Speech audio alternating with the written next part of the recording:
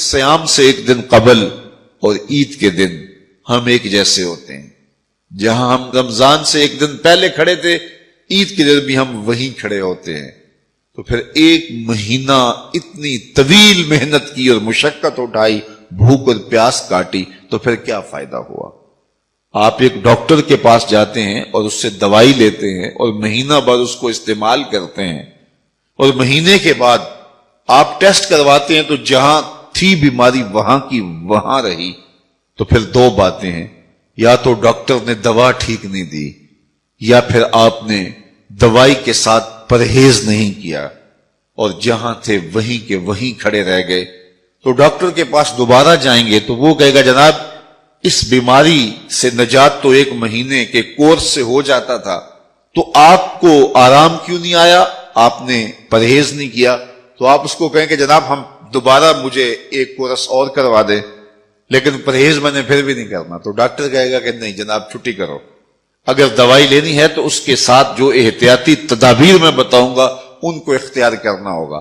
لیکن اگر کوئی شخص پھر دوسرا مہینہ کھاتا ہے اور احتیاطی تدابیر اختیار نہیں کرتا اور پھر ڈاکٹر کے پاس جا کہتا جناب آرام نہیں آیا، تو ڈاکٹر پھر اس کو کہے چلو دوبارہ لے لو، تو وہ تیسرے مہینے بھی کھائے، چوتھے مہینے بھی کھائے، ساری زندگی بھی کھاتا رہے، احتیاطی تدابیر نہیں کرے گا تو جہاں صحت تھی وہیں کی وہیں رہے گی.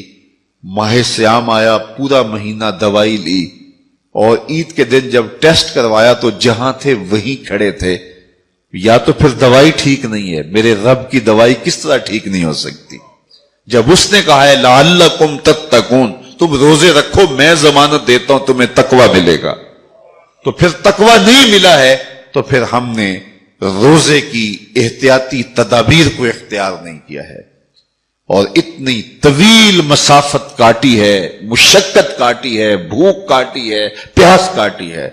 لیکن اگلے سال ہم پھر آئے تو ہم پھر اسی طرح وہ مشقت کاٹنے لگے اور احتیاطی تدابیر ہم نے پھر اختیار نہیں کی.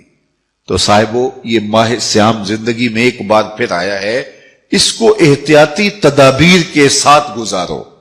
من لم یدع قول الزور والعمل بہ فلیس للہ حاجۃ فی ان یدع طعامہ وشرابہ. کہا جو جھوٹ اور جھوٹے امور اور کام نہیں چھوڑتا اس کے بھوکا اور پیاسا رہنے کی کوئی ضرورت رب کو نہیں ہے. وہ روزے کے ذریعے سے تمہاری تہذیب نفس کرنا چاہتا ہے، تمہارے من کو سنوارنا چاہتا ہے، تمہارے اندر کی غلاظتیں دور کرنا چاہتا ہے، لیکن تم اس کو احتیاطی تدابیر کے ساتھ لینے کے لیے آمادہ نہیں ہو. تو کاٹتے رہو، ہر سال مشقت کاٹتے رہو. 40 سال 45 سال 50 سال ہو گئے روزے رکھتے. ہر سال یہ ہوتا ہے کہ 29 شعبان کو جہاں کھڑے ہوتے ہیں 1 شوال کو بھی وہی کھڑے ہوتے ہیں. تو پھر کیا فائدہ اتنی مشقت اٹھانے کا؟ تو ماہ سیام زندگی میں ہمیں ایک بار ملا ہے، ایک بار ذرا اس کو احتیاطی تدابیر کے ساتھ گزار کے دیکھیے تو آپ دیکھیں گے کہ یہ روزہ کس طرح من کے اندر روشنیاں ڈال دیتا ہے اور کس قدر تقوی کا نور نصیب ہوتا ہے. تو زندگی میں اس ماہ نور، ماہ سیام رمضان المبارک کو پوری احتیاط کے ساتھ، پورے حزم کے ساتھ، اور جو بتائے گئے اصول و ضوابط ہے ان کے ساتھ گزاریے. آنکھوں پہ بھی پہرا بٹھائیے، خیالوں پہ بھی پہرا بٹھائیے، سوچوں کو بھی آوارہ نہ ہونے دیجیے، رزق بھی پاک لیجیے، اور زبان پر بھی کوئی ایسا جملہ نہ آنے پائے جو رب کی ناراضگی کا سبب ہو. خیال بھی نہ بھٹکے، نظر بھی نہ بہکے، اور ایک ایک عمل زندگی کا خوبصورت ہو، منظم ہو، مرتب ہو.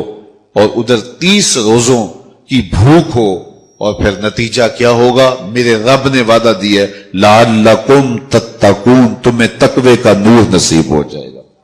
تمہاری زندگی ایک عجیب کیفیت میں ڈھل جائے گی اگر تم روزے کو اس کی حقیقت کے ساتھ گزارو گے.